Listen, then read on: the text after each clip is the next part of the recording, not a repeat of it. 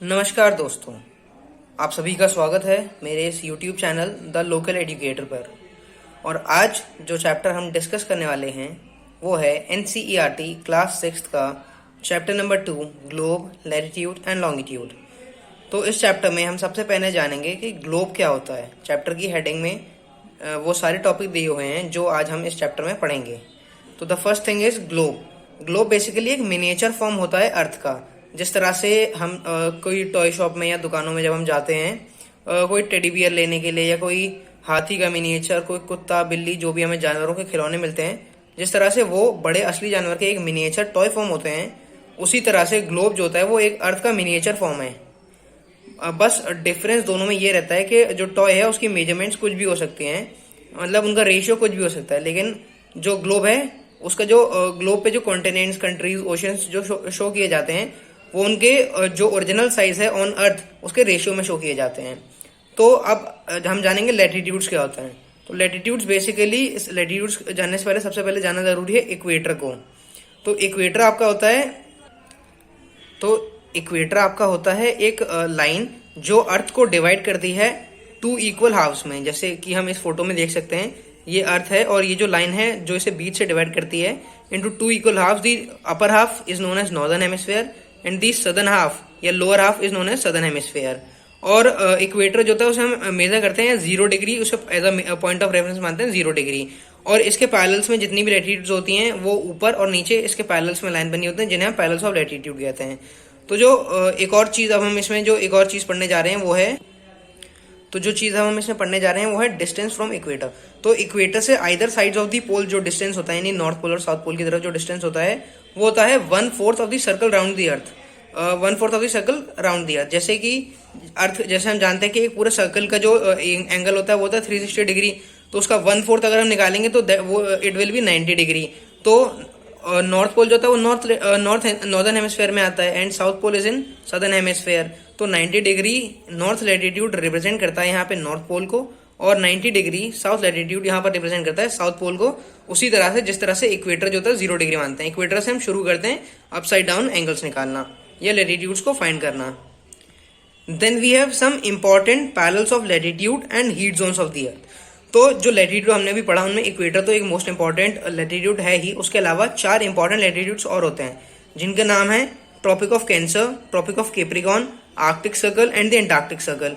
इनके मेजरमेंट्स इनके साइड में ही दिए हुए हैं। ट्रॉपिक ऑफ कैंसर का जो एंगल होता है वो होता है 23 डिग्री 1/2 मिनट नॉर्थ।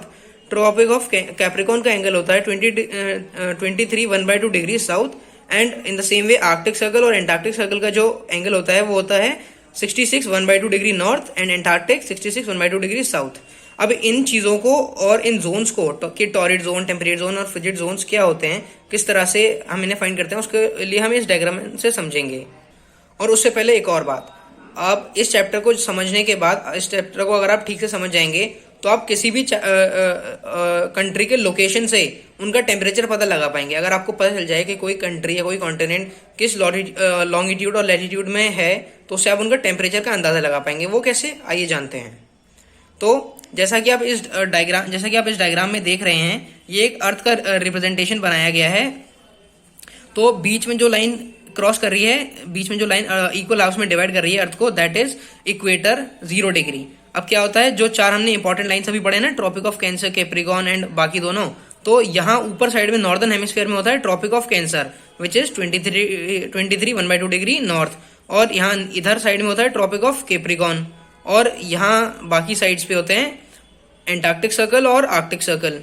तो अब क्या होता है, जो एरिया पड़ता है ट्रॉपिक ऑफ कैंसर और ट्रॉपिक ऑफ कैप्रिकॉर्न के बीच में, वो बेसिकली रिसीव करता है मैक्सिमम हीट। यहाँ पे जो सन होता है वो ज्यादा सन की जो रेज होती है वो डायरेक्टली फॉल करती हैं इस एरिया में, और सन की जो रेज होती है डायरेक्टली फॉल करते हैं। और इस एरिया में जितने भी लैटिट्यूड्स होते हैं उन पे सन जो होता है वो हमेशा एटलीस्ट वंस अ ईयर तो ओवरहेड जाता ही जाता है, इसीलिए यहाँ पे मैक्सिमम हीट रिसीव होती है। तो इस वजह से इस एरिया में जितने भी कंट्रीज पड़ते हैं, कॉन्टिनेंट्स पड़ते हैं, उनमें जो टेम्परेचर रहता है वो थोड़ा गर्म टेम्परेचर रहता है।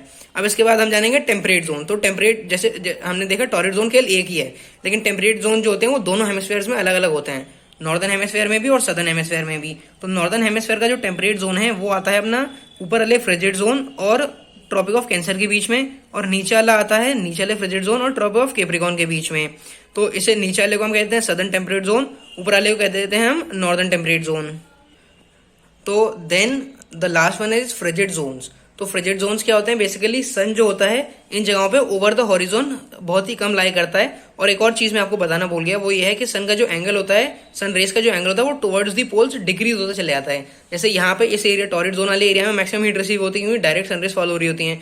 तो क्या होता है, पोल्स की तरफ जब सनरेज आती है तो वो थोड़ी, उनका जो एंगल है वो थोड़ा डिक्रीज होने लग जाता है। तो जिस वजह से वहां पे सर्दी जो होती है वो धीरे धीरे बढ़ते चले जाती है। तो इसी तरह से जो साउथ पोल और नॉर्थ पोल के पास जो फ्रिजिड जोन्स हैं, उधर जो होती है सर्दी बहुत ज्यादा होती है क्योंकि वहां पे बहुत ही कम हीट रिसीव होती है। और ये एरियाज लाई करते हैं, मैंने आपको बता ही दिया, जैसा आर्कटिक सर्कल और नॉर्थ पोल के बीच, और सदर्न हेमिस्फीयर में एंटार्क्टिक सर्कल और साउथ पोल के बीच। तो इसे समझने के बाद अब आप इस चीज का अंदाजा तो लगा ही पाएंगे, ऊपर ऊपर से इस चीज का आप अंदाजा तो आप आराम से लगा लेंगे कि कौन सा कंट्री में किस प्रकार का टेम्परेचर है, ये पता करके वो कौन से जोन्स में पड़ रही है। तो अब हम जानेंगे लॉन्गिट्यूड्स के बाद लैटिट्यूड्स क्या होते हैं। So now the thing is what is latitudes. देखिए जैसे बेसिकली हम जानते हैं क्या होता है, किसी भी जगह को प्रॉपरली लोकेट करने के लिए केवल जो हमने पढ़ी अभी लैटिट्यूड्स वो इनफ नहीं है। क्यों, क्या होता है, जैसे मैं आपको एग्जांपल देके बता रहा हूँ। जैसे टोंगा आइलैंड जो पैसिफिक ओशन में है और मॉरिशस आइलैंड जो इंडियन ओशन में है, वो दोनों सेम लैटिट्यूड्स पर लाई करते हैं, दैट इज 20 डिग्री साउथ। तो अब क्या हो रहा है, 20 डिग्री साउथ। तो अब इसे पता लगाना मुश्किल है हमें कौन सी जगह पर जाना है। और इसका एक और एग्जाम्पल से समझते हैं, जैसे इस ग्रिड लाइन से समझते हैं।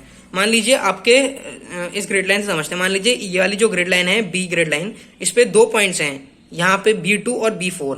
तो क्या हो रहा है, अगर केवल हम इसमें ये जो लॉन्गिट्यूड्स बने हुए इन्हें हटा दें, अगर आप केवल B पे ये 2 पॉइंट्स देंगे तो इन्हें लोकेट करना मुश्किल होगा, है ना।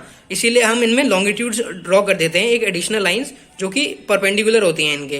तो ये लाइन इनसे पता करना आसान रहेगा आपको कौन से पॉइंट पे जाना है। फॉर एग्जांपल मान लीजिए आपके दोस्त का जो घर है वो B4 पॉइंट पर है, तो अब क्या होगा, आप लॉन्गिट्यूड्स और लैटिट्यूड्स दोनों की मदद से आप आसानी से पता कर पाएंगे कि B4 जो है वो कहाँ पर है। वरना हो सकता था आप यहाँ चले जाएं, यहाँ चले जाएं। इसीलिए तो जिस तरह से लॉन्गिट्यूड्स में इक्वेटर होता था, जिस तरह से लैटिट्यूड्स में इक्वेटर होता था, उसी तरह से लॉन्गिट्यूड्स में होता है प्राइम मेरिडियन, जो कि आपके अर्थ को डिवाइड करता है in 2 equal halves, that is eastern hemisphere and western hemisphere.